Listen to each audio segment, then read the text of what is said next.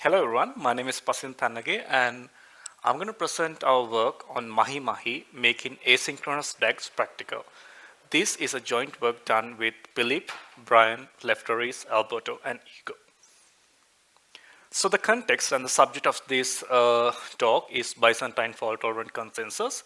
And to give a very high-level overview, we have a number of replicas that are distributed over geographical setting. And what we want to achieve is each replica execute the same same history of commands. So we call this the consensus or state machine replication problem. And consensus ensures that despite the presence of malicious actors up to a minority, we still have safety and liveness. Now, consensus itself is not really a new topic. It has been researched for more than 40 years now. There are lots of published papers. And most of the deployed consensus protocol as of today are leader-based, meaning there is a leader node which takes all the incoming requests from clients that are scattered around the globe, and then this leader will replicate these commands in a majority of the replicas, get the acknowledgements, and finally send the response. Now, there are other variations like hot stuff and several other variations which are multi-leader or rotating leader based. However, they more or less follow the same leader-based architecture. Now, there are problems with leader-based BFT consensus, and two main problems are first, leader performance bottleneck, because if everything goes through the leader, then obviously it's going to be a performance bottleneck. And then adversarial network challenge, as in these leader-based protocols are designed for the partially synchronous network model, meaning their liveness halt only if the network is synchronous. So when the network becomes asynchronous or adversarial, these protocols lose their liveness. So these are the two challenges of leader-based Byzantine fault-tolerant consensus. So to solve these problems, in the recent years, DAG-based asynchronous BFT consensus have been proposed, and they achieve two main properties. First, load balancing, and second, robustness. And it's again not a new topic. Since 2018-20, there have been a lot of papers in this area, like for example, All You Need Is DAG, Navral, Bullshark, and I think this list can go a lot. So just to give an overview about how these DAG-based asynchronous Byzantine fault-tolerant consensus protocol work. So in the DAG-based protocols, each validator can propose blocks. So usually they use a round-based architecture, round-based design, where in each round, each validator would propose a new block. And then this will continue, meaning in each round, a new block will be proposed by each validator. Now let's see how consensus is achieved in a DAG. So how consensus is achieved is, first we elect or we define a set of leader blocks. Now in this example, in round R there's a leader, and then in round R plus 3 there's another leader. And the idea is, once you elect the leader, you just commit their causal history. So I told you DAG-based asynchronous BFT protocols, they progress in every round. They progress in round by round fashion. And once you reach some number of rounds, you elect a leader and then you commit its local history. Now, when we started our project, we identified three problems in the existing DAG-based protocols, and that's the problem for our research work. So the first problem is cost of certification. So let me explain you what that means. So in a typical DAG, there are validators, as I told you, that would propose new blocks in every round. However, there are some malicious players, malicious validators, who would propose more than one block per round.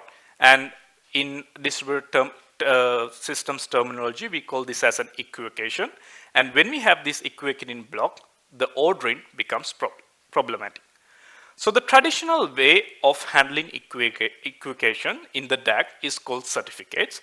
So the general idea is, in every round, each validator would produce a new block.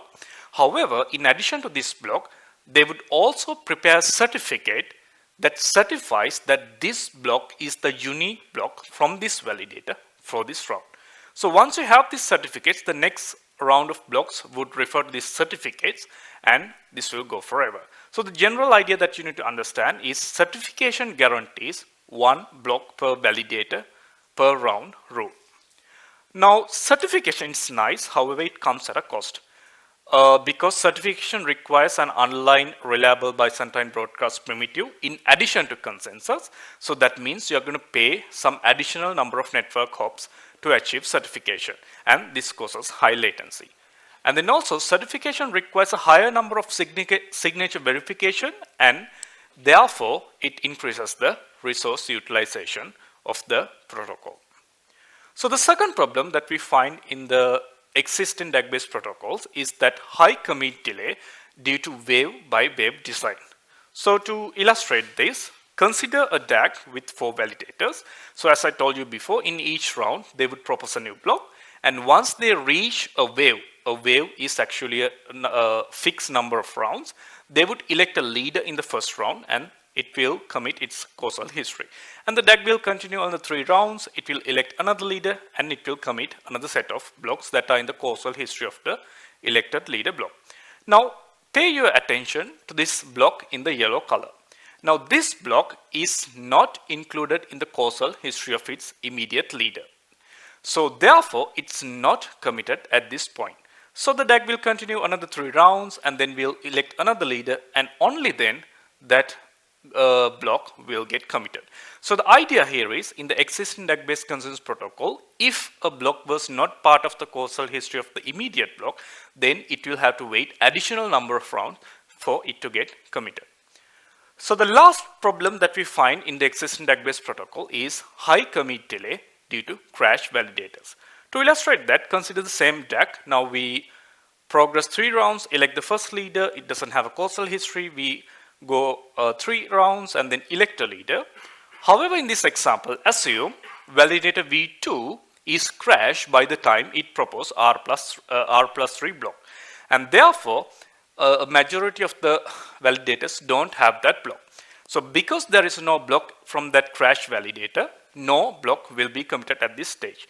So therefore the DAG will continue another 3 rounds, a leader will be elected, and then only all the blocks in the causal history will get committed.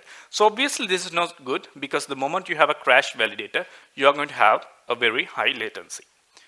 So in our research, which we call Mahi-Mahi, we solve these 3 challenges and we propose a new protocol called Mahi-Mahi, and it achieves 3 goals. First, it reduces resource consumption. Second, it reduces commit latency, and it has minimal impact from the crash validators. And in our protocol, we assume the standard threat model in BFT consensus, that is f out of 3 f plus 1 nodes can be malicious, and we assume an asynchronous network where there is no bound delta on message transmission delay. So in the Mahi-Mahi, unlike the existing DAG-based consensus protocols which use certification, we deal with an uncertified DAG, meaning we don't have any explicit certification phase. So in that sense, a wave in Mahi-Mahi has 5 rounds: propose, boost, boost, vote and certify. And note that it doesn't have any certification protocol. And up to a minority of the nodes can equivocate. So therefore in a Mahi-Mahi wave, you'll have some validators proposing more than 1 block in a given round. So like any other DAG-based protocol, a block in Mahi-Mahi would refer to at least 2 f plus 1 blocks from its previous round. And the second kind of terminology is how we elect leaders in Mahi-Mahi, because we cannot depend on fixed leaders that are pre-known in Mahi-Mahi, because the network adversary can use that knowledge to break the liveness. So therefore what we do is we elect the leader once we complete a wave. So how we do that is by using threshold signature based lead election. So in this in our protocol, any 2 f plus 1 blocks from the certification round would give us who the leader is in the proposed round. So with those background in mind, I will get into details of Mahi-Mahi. So the Mahi-Mahi consensus protocol has one goal, and that goal is to mark leader blocks, as much as possible leader blocks, in either committed, skipped or undecided. So the goal of the Mahi-Mahi consensus protocol is to mark as much as possible leader blocks as either committed, skipped or if those two are not satisfied, it will remain undecided. So first I will illustrate what we mean by a vote in Mahi-Mahi.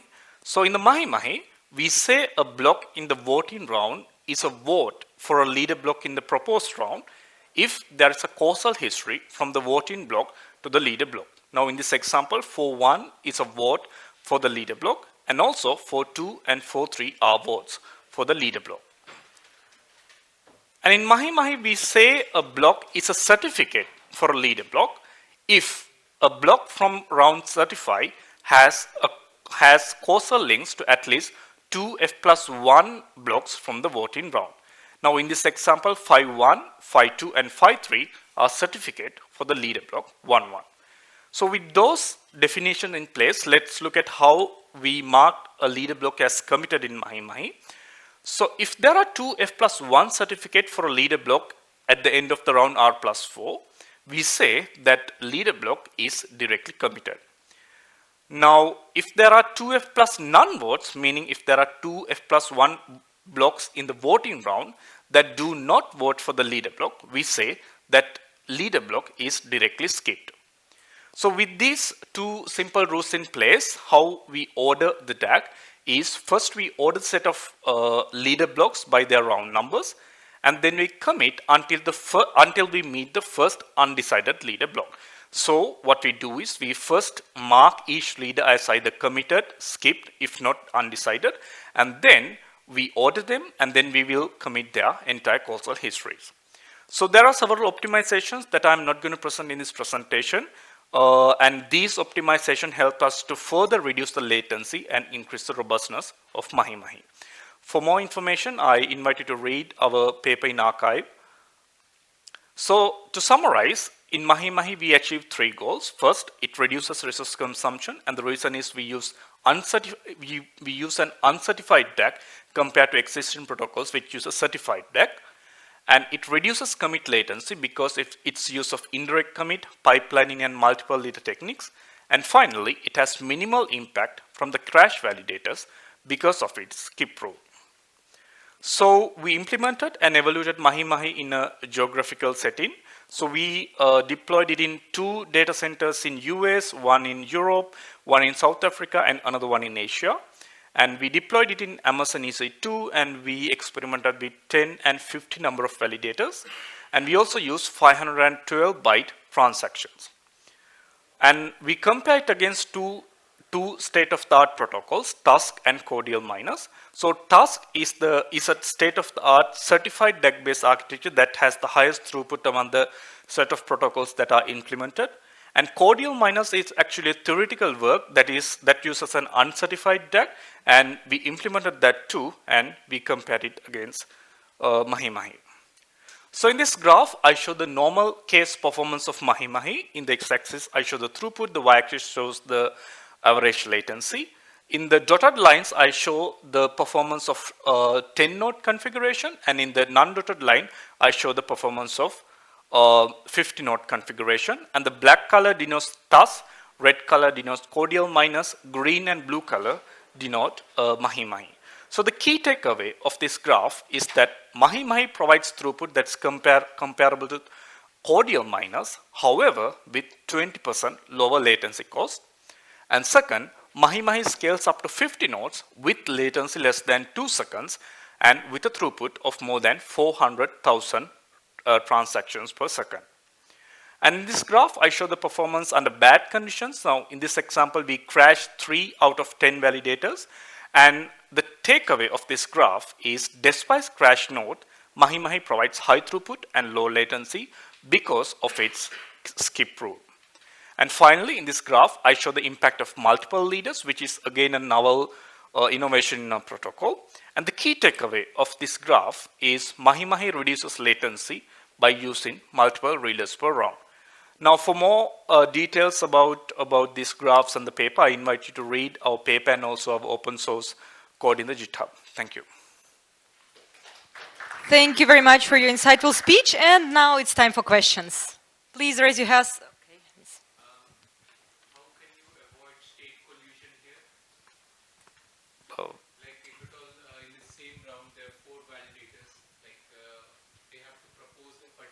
state out of it, right?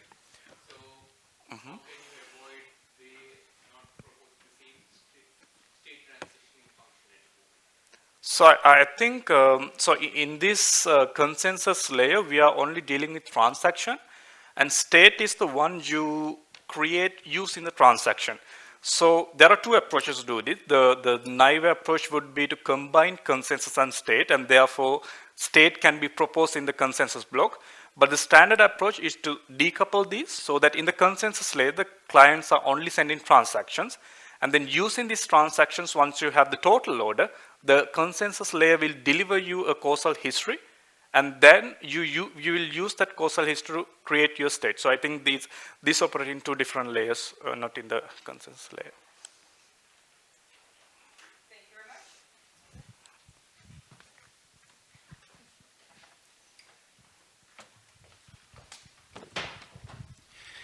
much. Thank you. So I have a question about these DAG-based protocols in general. I've never actually understood it reading any of the papers.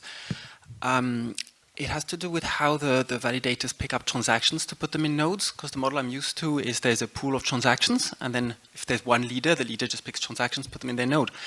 But now all the validators do it, so they're all accessing the same pool. If you have that model, so they're all going to put the same transactions in their block. So all these blocks, essentially, there's a lot of redundancy.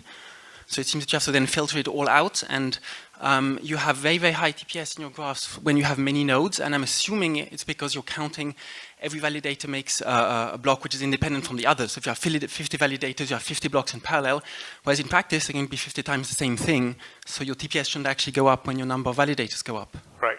So that's a really good question, and this is something I'm looking into. So so I have two answers. The first answer is how people evaluate consensus algorithms.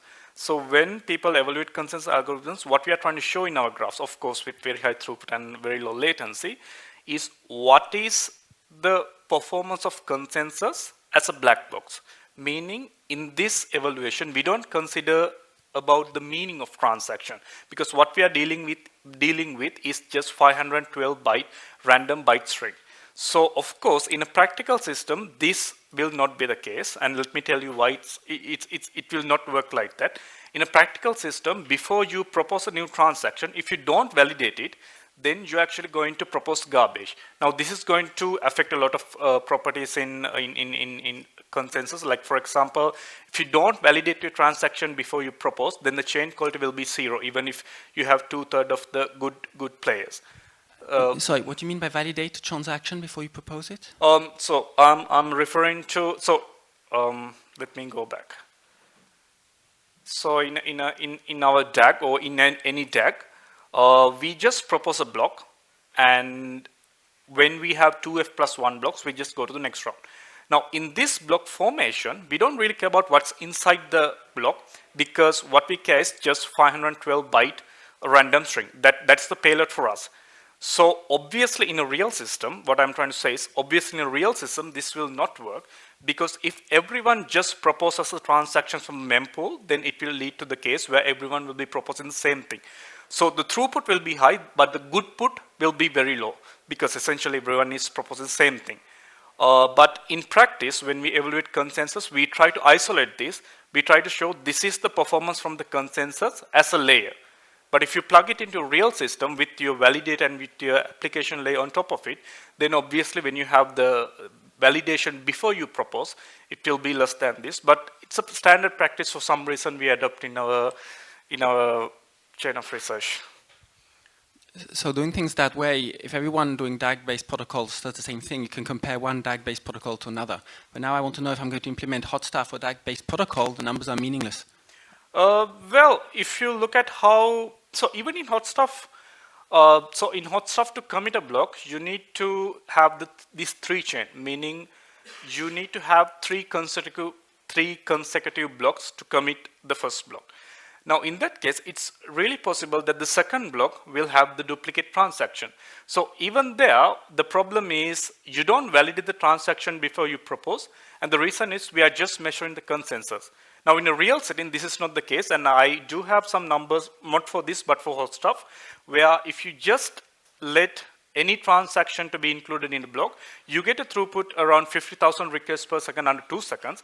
However, if you validate before you propose, by validating I mean, are there any duplicate transaction in my previous blocks which I should not include in this block, then your throughput is going down around 1,000 requests per second.